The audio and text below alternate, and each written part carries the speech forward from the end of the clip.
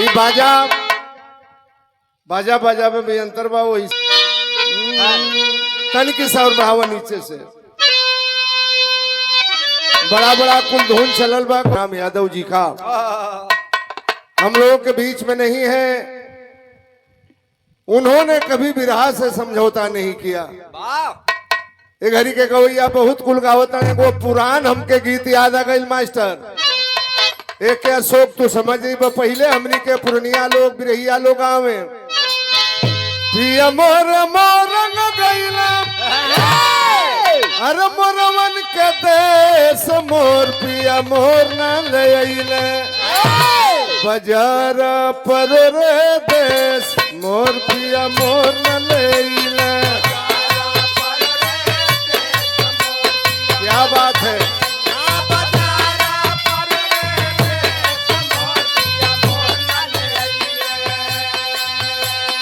अरे धनी हम मोरन गईली मोरवन के देश मोर धनी मोर न ले अइली मोरिनिया के लगी हो ठेस मोर धनी मोर न ले अइली।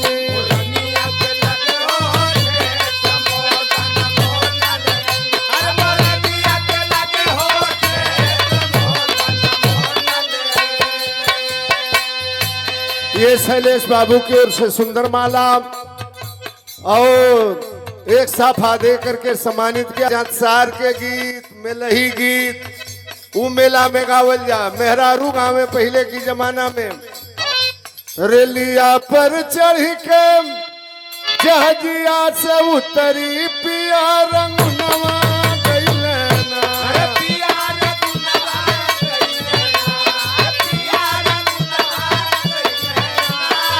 हमारी झुलनी के हो करनवा पिया रंग नवा गइले ना हमारी झुलनी के हो करनवा पिया रंग नवा गइले ना हमारी झुलनी के हो करनवा पिया रंग नवा गइले ना।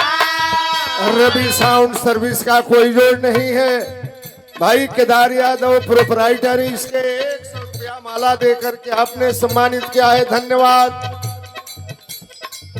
रमान यादव प्रधान जी हमारे पुराने मित्र हैं। क्या गीते थी। राम सिंह भैया तेनोही की धरती से 100 रुपए का पुरस्कार माला बहुत बहुत धन्यवाद।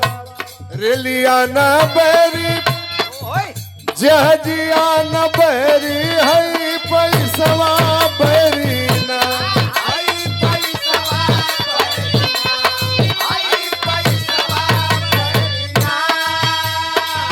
कमलेश यादव बहुत ही सुंदर कलाकार सदगुरु घराने के हमारे पंडित परशुराम यादव जी के शिष्य आपके तरफ से माला 100 रुपया बहुत बहुत धन्यवाद। आगे बढ़े।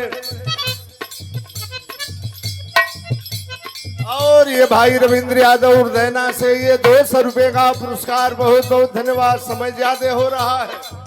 अरे रेलिया ना बैरी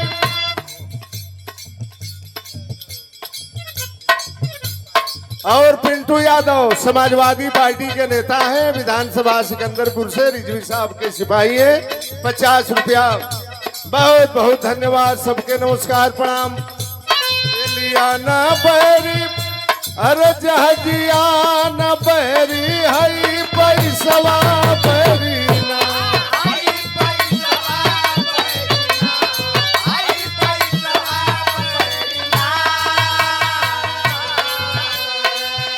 अरे जहाजिया न बैरी हई पैसवा बैरी ना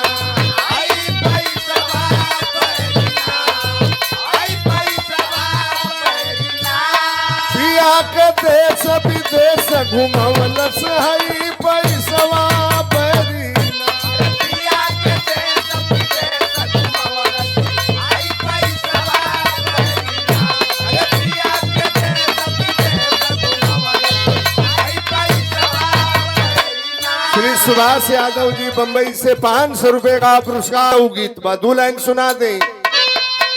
अरे